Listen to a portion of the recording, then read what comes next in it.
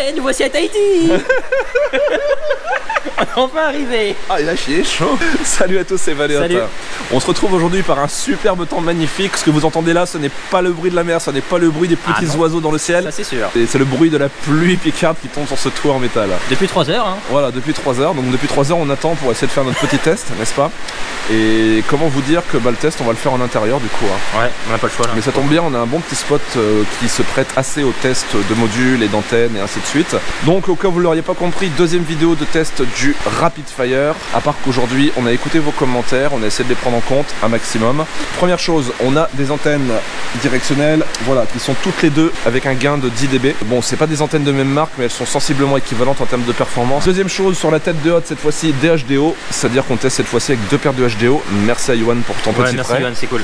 Merci à toi. C'est vraiment très sympa de ta part. On a sensiblement le même setup, à part le module. Donc moi, toujours avec le Rapid Fire et Hot, toujours avec le TrueD. Mais cette fois-ci, mis en version 3.8 RC1, comme on nous l'a gentiment recommandé. On va faire 2 tests. Le premier test dans des conditions de vol relativement bien. On va capter plutôt pas mal. Donc en fait, on va rester sur sur cette petite place-là en béton. Et on va les voler dans le bâtiment qui est de l'autre côté. On vous le montrera après. Et le deuxième test dans des conditions un peu plus difficiles où on va mettre entre nous et le bâtiment une barrière métallique. On vous montre tout ça après. Ça va vraiment mettre à mal les modules, les deux. On a testé un petit peu et effectivement là les 2 modules en chient comme il faut. Ouais, ils en chient bien quoi. On va commencer par le test, donc on va être sur cette petite place, voilà. Cette petite place couverte, n'est-ce pas, pour ne pas mouiller notre beau matériel. On va aller dans le bâtiment qui se trouve là-bas. Bon, vous le verrez mieux à partir du déverrouillage du drone. Hein. Et je crois que c'est le pire test DVR du monde. on est quand même dans des conditions très violentes, donc bon, sinon on tenait à vous rappeler qu'on fait tous ces tests de manière gratuite, qu'on n'est pas sponsorisé. Voilà, donc là on a eu de la chance que quelqu'un connaît nous prête sa paire de HDO, mais sinon on fait vraiment les tests avec les moyens du bord. Hein. On a des moyens, mais qui sont malgré tout limités à un moment ou à un autre. Disons qu'on va pas acheter exprès du matériel pour faire des tests, ça n'aurait pas de sens. Hein. Voilà, on peut teste pas. avec le matos qu'on a. Mais par contre on est ouvert aux dons de tout type, hein, que ce soit des dons en liquide, en nature, surtout Hot d'ailleurs il aime bien les dons en nature. Les dons en nature? Ah oui, les dons en nature, toi t'aimes bien. Oui, j'aime beaucoup, ouais. Puis pour rien arranger, moi je suis malade comme une merde. Voilà. Comme un chien de la casse. On est sur des conditions qui aujourd'hui sont un petit peu difficiles. Oh merde, il fait vraiment tellement froid. Bon, on passe au test, à tout de suite. Ok, on est prêt, donc premier test, cette fois-ci dans des conditions relativement favorables. Bon, il flotte beaucoup dehors, donc je vais essayer de pas rester trop longtemps le drone à l'extérieur, n'est-ce pas? Ouais. Donc on essaie de se mettre dans la même position. Voilà, donc avec l'antenne patch qui pointe directement vers le bâtiment où on va. On est parti. Ça va être la merde hein, pour passer dehors. Enfin, ça fait ça. Nouveau drone waterproof. Voilà, hop, on est à l'abri. Bon, ici, donc première partie du bâtiment, ça glitch pas trop. Moi j'ai quelques petites lignes, mais c'est pas. J'ai de nouveau la bande noire, moi, qui descend. Ouais, moi aussi. Mais j'ai l'impression que tu sais quoi, c'est propre quand tu enregistres. Ah, peut-être aussi. Quand on n'enregistre pas, on n'a pas la bande noire. Effectivement, ça faudra vous le dire. Pour des verres, Bon, on est en train de vous le dire d'ailleurs. Donc là, on vous dit que la bande noire, c'est propre au DVR quand on enregistre. On l'a pas quand on n'enregistre pas. Donc première partie du bâtiment, voilà, c'est plutôt pas mal. Donc à savoir que nous, voilà, on est là-bas, hein, on est de ce côté-là. Donc là, je vais m'éloigner un peu, je vais passer dans la deuxième partie.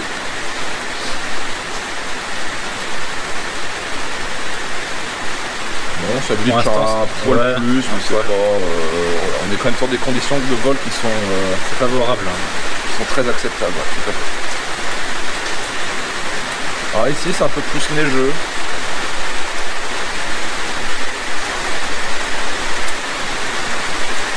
Un peu plus de neige ici. Bon.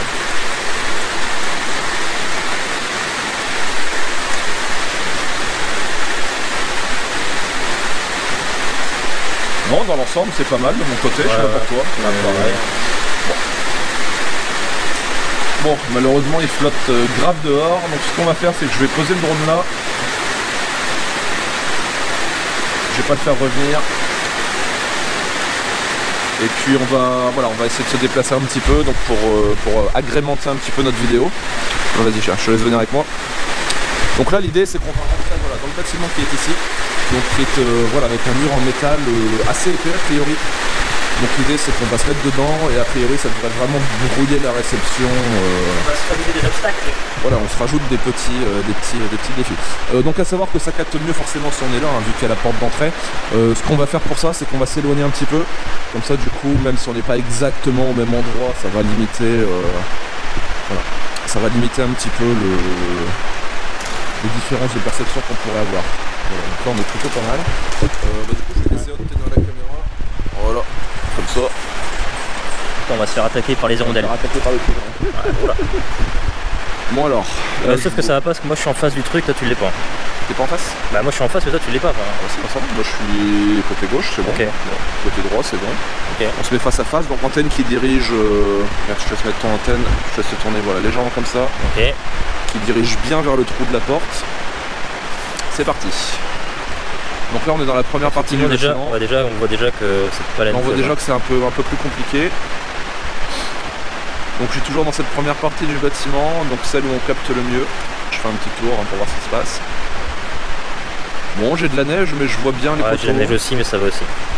On voit bien les obstacles, pas de glitch méchant. Bon, je vais passer dans la deuxième partie du bâtiment. Oh là, là, ça commence à... Ouais, là c'est compliqué là. Là c'est compliqué aussi pour moi. Oh là là, je vois plus rien. Oh, je sais pas comment je fais pour voler, mais j'y arrive. Ouais, ça va. Ah, je suis toujours en l'air. Ah, non, mais t'étais toujours en l'air. Là, je vois plus rien. Là, je vois plus grand chose non plus. En fait, je vois le toit. Ouais, je vois toi aussi. T'es au sol. Tu rampes au sol en fait.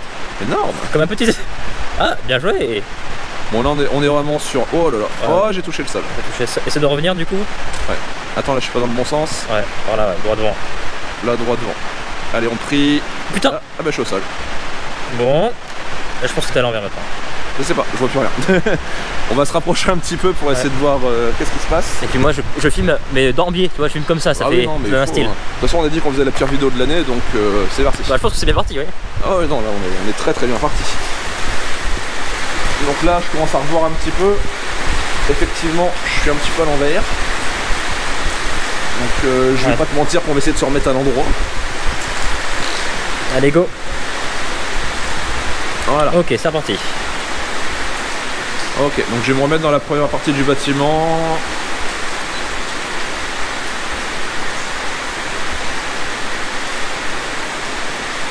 Voilà, et on va pouvoir reculer un petit peu.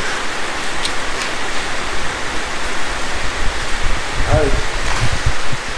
Bon, cette fois-ci, ce qu'on va faire, c'est qu'on va rester dans la première partie du bâtiment, mais on va se mettre plus loin, c'est-à-dire pour essayer d'avoir plus de perturbations, mais de manière, je sais pas, plus homogène. Enfin, on teste, hein, voilà, de toute façon... Ouais, c'est pas comme si on l'avait préparé la vidéo, n'est-ce pas? Parce que nous on est comme ça, on fait les vidéos en live, en direct live. Donc cette fois-ci on va s'éloigner un petit peu plus. C'est très sympa ici en tout cas. Hein, il y a de quoi manger, il y a de quoi boire. En fait là c'est pas mal ici. Ouais, c'est pas mal du tout. Ok. Par rapport à nous, on voit ça nous. Ouais, on est quand même relativement loin là. Vas-y, je te laisse te mettre bien en face. Je check, je suis bien en face. Ouais, je suis en face. Vas-y, mets tes lunettes. Hop. Ouais, un petit peu comme ça. Super. Moi de mon côté. Voilà, comme ça, ça devrait être bien aussi. Go gadget. C'est reparti. Effectivement, c'est pas mal. On a un bon compromis entre. Ouais, ça glitch un peu, mais pas trop. Voilà. Ça le met quand même bien à mal, mais pas trop pour qu'on puisse pas être emmerdé pour pouvoir voler. Oh là là, ça glitch pas mal du tout, je sais pas pour toi. Ouais, si, bah si. Là, les fenêtres, ah oui, tu prends la fenêtre, je les distingue à peine. Non, mais c'est pour montrer. D'accord. Ensuite, je peux la prendre. Hein. Non, non, oh, putain, moi bah tu vois, là j'ai eu un gros saut d'image. Oh là j'ai plus rien. Ouais, je vois plus rien. C'est très compliqué. Hein. On l'a dit en même temps. Ouais. Non, mais c'est bien, comme ça on verra si le. On l'a dit en même temps. Puis même en bougeant un peu avec l'antenne patch, il n'y a rien qui se passe. Hein. C'est bien parce que du coup ça vous permettra de constater est-ce que le rapid fire apporte une différence dans un cas vraiment très extrême. Parce que là on est quand même dans des conditions qui sont pas. Enfin voilà, c'est pas des conditions que vous allez rencontrer tous les jours, hein, très clairement. Hein. On peut le dire, c'est à chier. On peut le dire, c'est du caca de pigeon. Grave.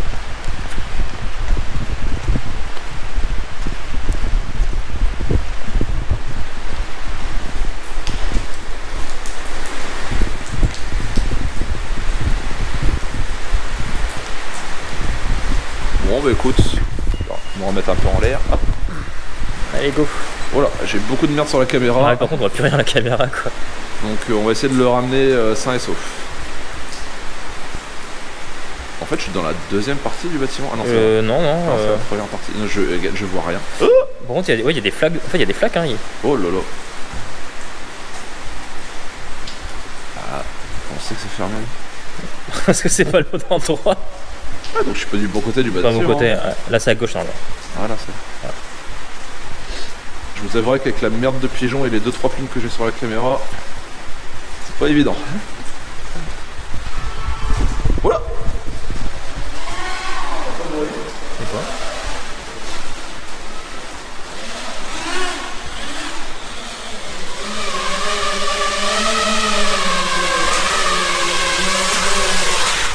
Je sais pas comment je l'ai ramené, mec, on voit rien. Magnifique, hein.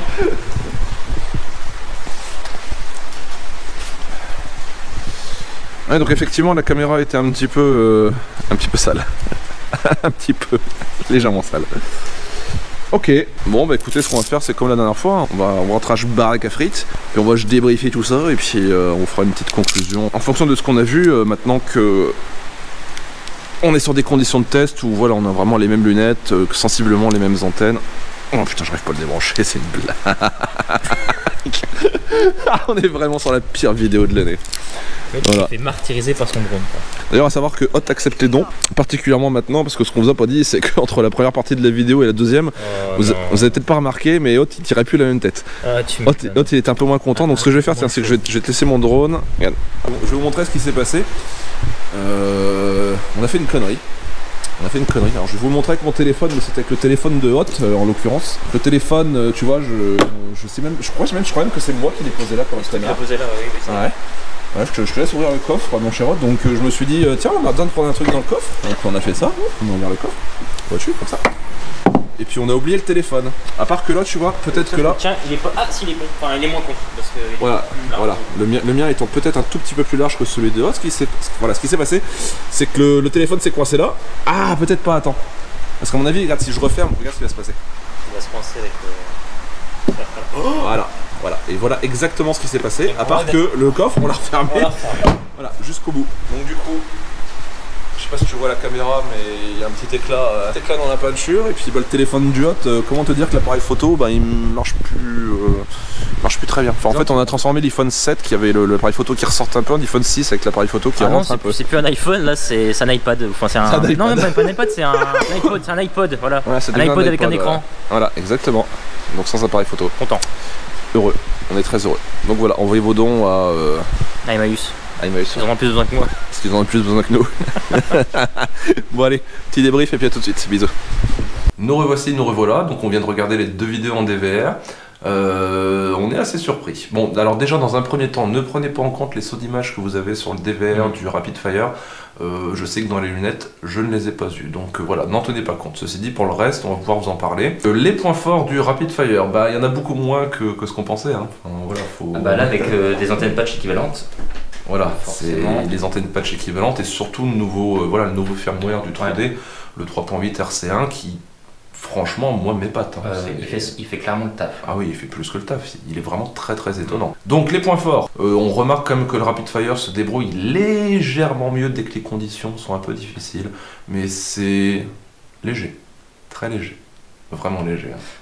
Disons qu'on vous aurait fait un comparatif en enlevant le texte au-dessus du... Ouais, enfin en vous disant pas lequel est lequel, moi je pense que vous auriez eu du mal à dire, voilà, celui-là c'est le Rapid Fire et celui-là c'est le 3D, quoi. Ensuite, moi je trouve qu'en, toujours en conditions difficiles, le Rapid Fire se débrouille un petit peu mieux, donc sur la perception des bords, hein, par exemple sur le cadre, on le voit assez bien sur le cadre de la fenêtre, si vous passez au ralenti les images, on voit que sur le 3D, les sauts d'image en fait ont tendance à déformer un petit peu les bords, on se repère un petit peu moins, tandis que sur le Rapid Fire, ils sont toujours, toujours nets. Mais pareil, c'est vraiment légèrement perceptible, on n'est pas sur quelque chose d'hyper flagrant, quoi. On est vraiment obligé de passer image par image pour s'en rendre compte. Donc ça, c'était les points positifs. Maintenant, passons aux points négatifs. Les images, très nettement sur le 3D, sont beaucoup plus nettes, sont beaucoup plus précises, sont beaucoup plus belle, enfin voilà, de manière générale. Oui. Du coup, vu qu'il n'y a pas d'algorithme qui essaie de mêler les deux images, sans le True-D, quand la réception est bonne, bah, l'image est claire. L'image est bonne. Voilà, l'image est bonne, très clairement, quoi. Il n'y a pas d'algorithme derrière qui essaie de recaler deux images l'une sur l'autre, et moi je sens la différence et je trouve que l'image du True-D est quand même plus jolie. Ensuite, on remarque bien évidemment qu'il y a beaucoup moins de couleurs sur le Rapid Fire. Ouais, c'est fade sur le Rapid Fire. C'est très fade, hein. L'image a vraiment tendance à partir en noir et blanc assez rapidement, c'est un peu dommage. On garde de la couleur sur le True-D, quoi. Franchement, c'est clair. Ensuite, moi, il y a quelque chose qui, par contre, me déçoit beaucoup sur le Rapid Fire, c'est qu'après une période où on a eu une mauvaise réception, le Rapid Fire a vraiment du mal à se remettre d'aplomb rapidement. Il le fait, hein, mais il est vraiment beaucoup plus long que le True-D, et le True-D, voilà, dès que la réception s'améliore, tout de suite, on a une belle image, quoi, très clairement. Sur le Rapid Fire, c'est plus long et ce temps-là est c'est un peu dommage. Bah, ça reprend un petit peu l'image mixée en fin de compte, quand il reprend ses esprits, il remixe encore les images, du coup ça reste un petit peu flou, contrairement au True-D, quand il reprend ses esprits, hop, il vous affiche immédiatement, il y a une belle image, voilà, c'est clair. Et puis nous, voilà, ce qu'on a constaté, c'est qu'en conditions de vol normales, c'est-à-dire quand la réception est bonne, bah, de manière générale, le True-D, moi je trouve qu'il se débrouille mieux. Ouais. Voilà, donc une image qui est plus claire, plus colorée. Là où le Rapid Fire, avec son algorithme, du coup, ça pourrit un petit peu l'image, on a plus une image en noir et blanc. C'est, voilà, décevant pour le Rapid Fire. Cool, hein, ouais, vraiment décevant. Bon, après, voilà, on chipote un petit peu aussi, mais là où on chipote moins, c'est qu'il y a quand même 90 € de différence entre ces deux modules-là. Un True-D, il me semble que c'est 70 €. Ouais. Là où le Rapid Fire doit être à 160 actuellement. Est-ce que les 90 € de différence sont justifiés pour le peu d'avantages que ça représente quand les conditions sont un peu plus difficiles? Non. Ah bah là, clairement, à ce jour, on peut dire non, franchement, que ça vaut pas le coup. Voilà, on sent que le True-D, voilà, le firmware a été bossé. C'est d'ailleurs très agréable d'acheter un module qui a bientôt 2 ans maintenant, 1 an et demi. C'est clair, il est toujours là, quoi. Il est sorti il y a 1 an et demi, il est toujours mis à jour et il est de mieux en mieux et ça fait vraiment plaisir. Voilà, on sent que le Rapid Fire aujourd'hui n'est pas mature au niveau de son logiciel. Peut-être qu'à l'avenir il sera plus performant, même certainement d'ailleurs, hein, mais là pour le moment, voilà, mis côte à côte, très clairement, ça vaut pas le coup. Non, ça vaut pas le coup.